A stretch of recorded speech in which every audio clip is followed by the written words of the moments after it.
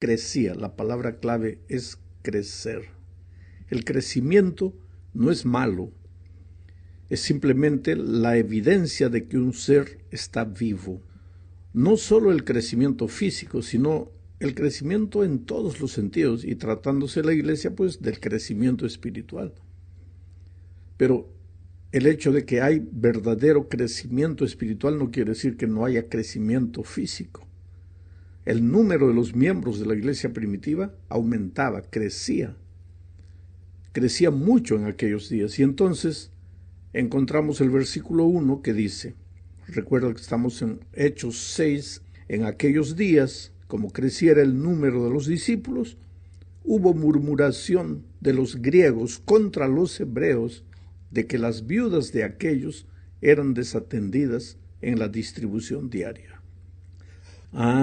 Aquí vemos una realidad del crecimiento. Junto con el crecimiento vienen los problemas. Hijos chicos, problemas chicos. Hijos grandes, problemas grandes. Familias pequeñas, problemas pequeños. Familias grandes, pues problemas grandes. Es una ley de la vida. Si no quieres enfrentar dificultades, no crezcas. Pero recuerda que el que no crece, en algún sentido, está muerto. Bueno, el problema que surgió en la iglesia primitiva, cuando empezó a crecer, fue la insatisfacción de los cristianos griegos. Ellos empezaron a quejarse de que las viudas griegas eran desatendidas en la distribución diaria del pan, dice el texto. ¿Qué es lo que sucedía? ¿Había injusticia? ¿Los cristianos judíos eran injustos? ¿O los cristianos griegos eran demasiado reclamones? ¿Cuál era la realidad? Bueno, lo cierto es que había problemas. Y cuando una iglesia enfrenta problemas, pues esos problemas son la oportunidad de evaluar las cosas y descubrir qué cambios deben ser hechos. En tiempos de aparente éxito es fácil acomodarse, y ese es un tremendo peligro para cualquier iglesia. Alguien dijo que el éxito es el nido del año pasado de donde los pájaros ya se fueron, pero tú no te das cuenta a veces de eso. Cualquier iglesia o institución que crea que porque en este momento las cosas le van bien, todo le seguirá yendo bien en el futuro sin que sea necesario algún cambio, está condenada al fracaso. Los apóstoles, delante del problema, analizaron la situación y llegaron, pues, a la conclusión de que algo tenía que ser hecho. Hechos capítulo 6, versículos 2 al 4, relata este incidente de la siguiente manera. Convocaron a la multitud de los discípulos y dijeron, no es justo que nosotros dejemos la palabra de Dios para servir a las mesas. Buscad pues, hermanos, de entre vosotros a 7 varones de buen testimonio, llenos del Espíritu Santo y de sabiduría, a quienes encarguemos de este trabajo, y nosotros persistiremos en la oración y en el ministerio de la palabra. Allí comenzó el ministerio de los diáconos. Fueron los diáconos los que se dedicarían al diaconeo, mientras que los apóstoles continuarían con la diaconía. Ambas palabras griegas están relacionadas con el servicio. Diaconeo con el servicio de las mesas y diaconía con el servicio de la palabra. Te das cuenta que delante del problema que había surgido por causa de la reclamación de algunos, fue necesaria la organización. La organización es parte del crecimiento. Sin organización, por más buena voluntad que exista, se cae más tarde o más temprano en la anarquía, en la cual cada uno hace lo que quiere y todo se transforma en una confusión que no tiene salida. Por lo tanto, cuando alguien dice, yo estoy con la iglesia, pero no quiero saber nada con la organización, no sabes lo que estás diciendo. No hay iglesia sin organización, porque el orden es la base de la organización y el orden es la base de la administración divina. ¿Por qué tú crees que Lucifer se rebeló? Porque no quería el orden. Para todo hay orden en la vida, inclusive para las cosas espirituales, para las cosas de Dios. Vamos a la segunda parte. Hablaremos aquí de uno de los 7 diáconos que fueron nombrados en aquella ocasión. Me refiero a Esteban. En el Nuevo Testamento, mira, hay 2 palabras para referirse a una corona. La primera palabra es diadema, que significa una corona real, de rey. Y la otra palabra es estéfanos, que quiere decir una corona de victoria, que cualquier ser humano puede recibir. La corona real solo la reciben los príncipes, pero el estéfanos lo puede recibir cualquiera. Ahora es interesante que el nombre de Esteban viene justamente de la palabra estéfanos. La corona real se hereda, pero la corona de victoria solo se da al que llega al fin de una carrera o al que pelea una batalla. Pues Esteban corrió la carrera del cristiano y peleó la batalla de la fe. Hechos 6:8 dice: y Esteban, lleno de gracia y de poder, hacía grandes prodigios y señales entre el pueblo. Sabes, el poder del Espíritu solo se manifiesta en la vida de alguien que ha entendido el tema de la gracia. La vida de Esteban era una vida de poder porque había entendido el tema de la gracia. La gracia de Cristo es el centro del Evangelio. Cuando entiendes que has sido salvado por gracia, no hay cómo exaltarte a ti mismo. Tú desapareces y Jesús es exaltado. Pena que a muchos les lleva tiempo entender que en la bendita obra de la salvación no hay una pizca de participación humana. Dios no te salva por lo que haces, sino por lo que Jesús hizo por ti en la cruz del Calvario. Esteban había entendido eso, y el resultado era que el Espíritu se manifestaba poderosamente en su vida. Pero eso no agradó a los judíos, porque la confianza de la salvación de los judíos estaba depositada en el fiel cumplimiento de la ley, en la obediencia. Ahora, el hecho de que tú crees en la gracia no quiere decir que la obediencia no tenga sentido, pero es un error fatal creer que la obediencia es la base de la salvación. Pues entonces, como los judíos no entendían eso y Esteban predicaba la gracia, ellos se levantaron contra Esteban. Hechos 6:9-11 narra el incidente de la siguiente forma. Entonces se levantaron unos de la sinagoga llamada de los libertos y de los de Cirene de Alejandría, de Cilicia y de Asia, disputando con Esteban. En Cilicia estaba Tarso, la ciudad de Pablo, de Saulo de Tarso. Continúo leyendo. Pero no podían resistir a la sabiduría y al espíritu con que hablaba, se están refiriendo a Esteban. Entonces sobornaron a unos para que dijesen que le habían oído hablar palabras blasfemas contra Moisés y contra Dios. Voy a explicar un poco para que entiendas lo que estamos leyendo. En aquellos tiempos vivían judíos de varias naciones, cada uno en su propio barrio, y algunos de sus grupos étnicos tenían sus propias sinagogas. Los libertos, que son mencionados en el texto que acabo de leer, eran descendientes de los judíos que habían sido cautivos en un tiempo, pero que ahora eran libres del poder romano. Se llamaban libertos.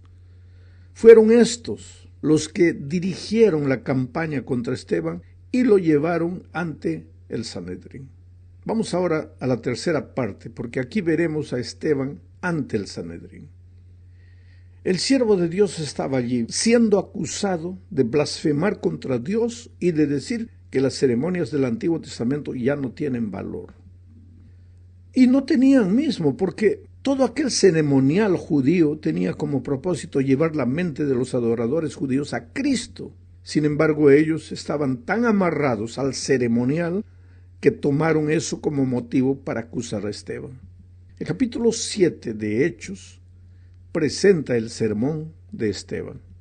Este sermón es el más largo del libro de los Hechos de los Apóstoles. En este sermón Esteban recapitula toda la historia de Israel.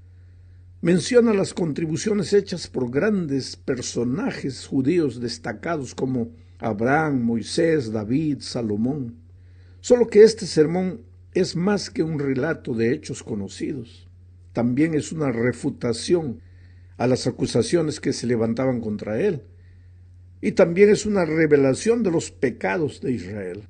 Esteban usó las propias escrituras de los judíos para probar que la nación y sus líderes eran culpables de pecados peores de los que ellos estaban imputándole a él, a Esteban. ¿Qué pecados eran esos? Primero, los judíos interpretaron incorrectamente las propias raíces espirituales. Hechos 7, 1 al 8 dice esto. No voy a leer todo el texto. Este sermón de Esteban empieza con el Dios de la gloria en el versículo 1 y termina con Esteban viendo la gloria de Dios en el versículo 55. Esa gloria, Dios quería que hubiera sido reflejada en su pueblo, en el pueblo de Israel, en el pueblo judío, pero cuando Jesús vino, pues ellos lo rechazaron porque estaban amarrados a su ceremonial y no vieron a Jesucristo. Uno de los peligros de estar tan amarrados a la tradición, que no tiene base en la Escritura, sino en la costumbre, en la cultura, uno de los peligros de eso es que tú no veas a Jesucristo con claridad. Bueno, el segundo pecado que Esteban menciona de los judíos es que ellos rechazaron a los libertadores que el Señor les envió. Eso está en los versículos 9 al 36. En tercer lugar, ellos desobedecieron la ley. Versículos 37 al 46. Los acusadores de Esteban argumentaban que él estaba contra la ley y sin embargo a lo largo de su historia el pueblo de Israel había sido el verdadero pueblo desobediente. El cuarto pecado que Esteban menciona de los judíos es que ellos despreciaron su templo. Eso está en los versículos 44 al 50. Mira cómo son las cosas. Ellos lo acusaban a él, a Esteban, de querer destruir el templo y sin embargo ellos habían pervertido el verdadero ceremonial del templo. Quinto pecado. Ellos resistieron obstinadamente a su propio Dios y a la verdad. Eso está entre los versículos 51 y 52. Este es el punto culminante del sermón de Esteban. Voy a leer.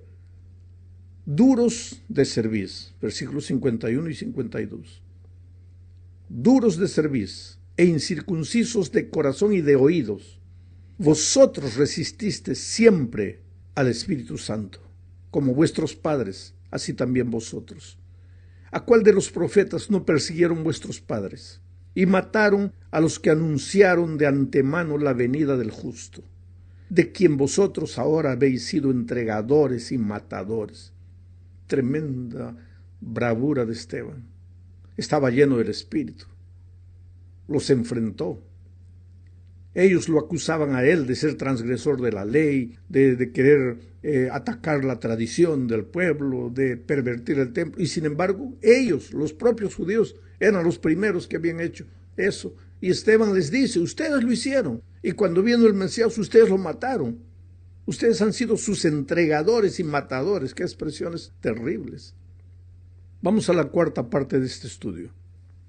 Al terminar su sermón, y eso está en Hechos 7, del 54 al 57, voy a leer el texto. Dice, oyendo estas cosas, se enfurecían en sus corazones y crujían los dientes contra él. Pero Esteban, lleno del Espíritu Santo, puestos los ojos en el cielo, vio la gloria de Dios y a Jesús que estaba a la diestra de Dios.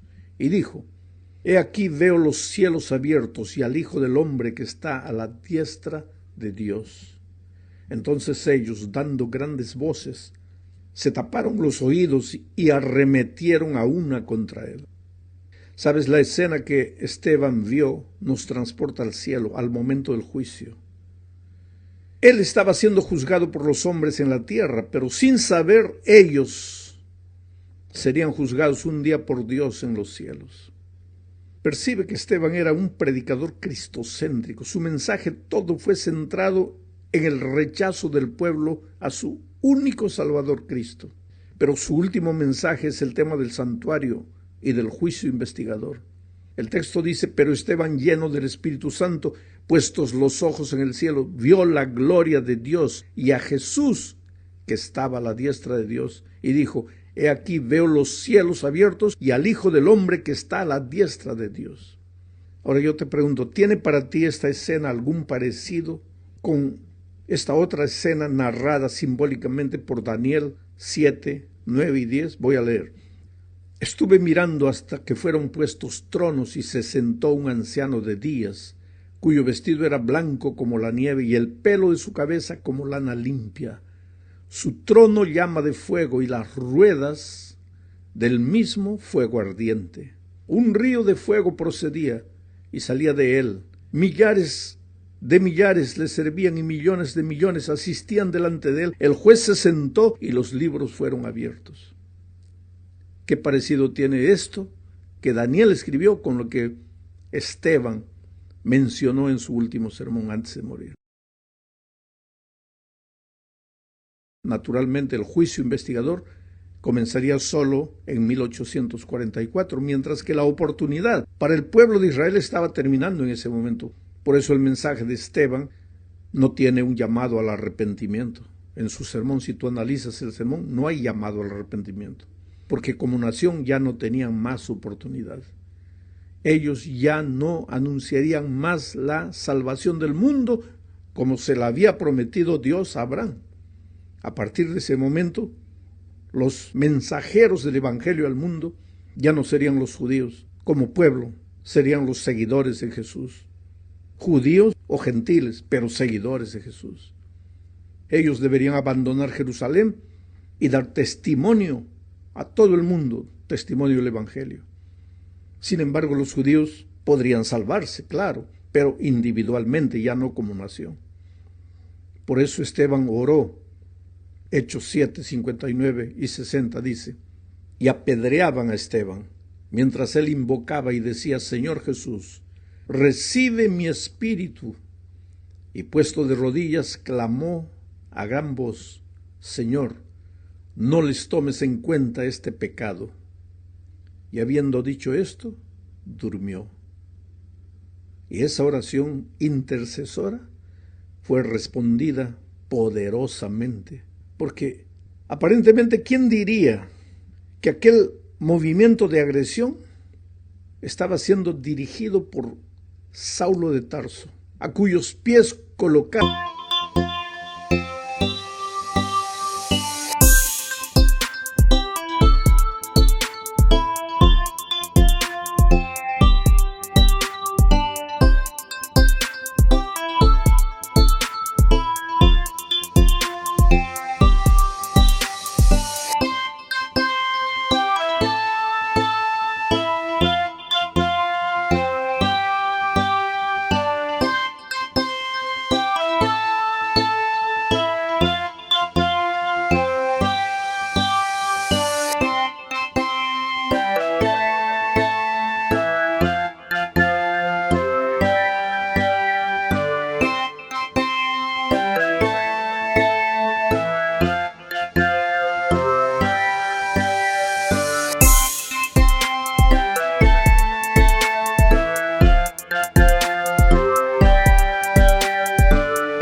las ropas ensangrentadas de Esteban. Y algunos días después, ese Saulo se convierte como resultado, entre otras cosas, de la oración de Esteban en el último momento de vida. Llegamos ahora al fin de este comentario, hablando sobre la propagación del Evangelio a partir de ese momento. ¿Sabes? La muerte de Esteban desató una tremenda persecución contra la iglesia cristiana de aquellos días. Pero la historia ha demostrado que es en la persecución y en las dificultades que la iglesia crece. A lo largo de mi vida, en diferentes países, he visto que cuando la iglesia entra en crisis por algún motivo, no voy a especificar este o aquel motivo, pero cuando la iglesia entra en crisis es ahí que crece, porque es en el dolor que la iglesia testifica.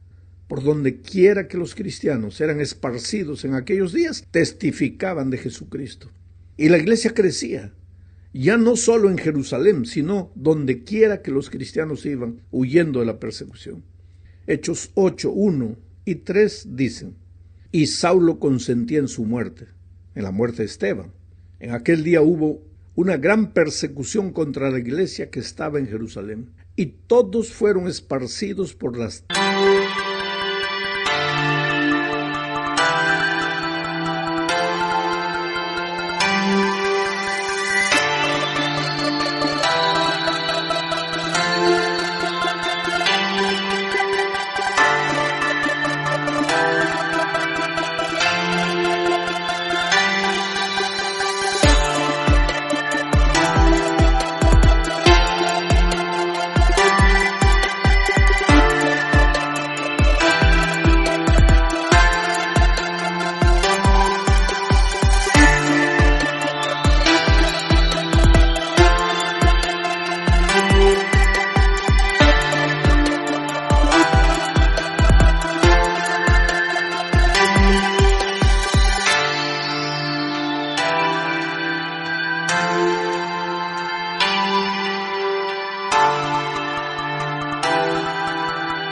tierras de Judea y de Samaria, salvo los apóstoles. Y Saulo asolaba la iglesia, y entrando casa por casa, arrastraba a hombres y a mujeres, y los entregaba en la cárcel. Saulo entraba casa por casa. ¿Por qué? Porque la iglesia de aquellos días se reunía en las casas. Saulo sabía que si destruyese a la iglesia en las casas, destruiría a la iglesia como un cuerpo. El diablo también sabe eso. Tal vez por eso hoy día entra en la cabeza de muchos hermanos para no aceptar el plan de los grupos pequeños, que nada más son la iglesia de casa en casa, casa por casa. Bueno, siguiendo adelante con el capítulo 8 de Hechos, veremos que se destacan dos incidentes. Primero, la predicación de Felipe en Samaria. Muchos samaritanos se convirtieron, muchos se bautizaron, y la iglesia de Jerusalén, cuando oyó la noticia de que la obra estaba creciendo en Samaria, envió a Pedro y Juan a ayudar a Felipe en ese trabajo de evangelización. Al regresar de vuelta a Jerusalén, Pedro y Juan pasaron por otras ciudades samaritanas pequeñas predicando a Jesús y con muchos buenos resultados. En este capítulo 8 también se narra la conversión del eunuco etíope. Quiere decir, el evangelio había salido de las fronteras de Israel y se estaba esparciendo por otros países y lugares, samaritanos y etíopes.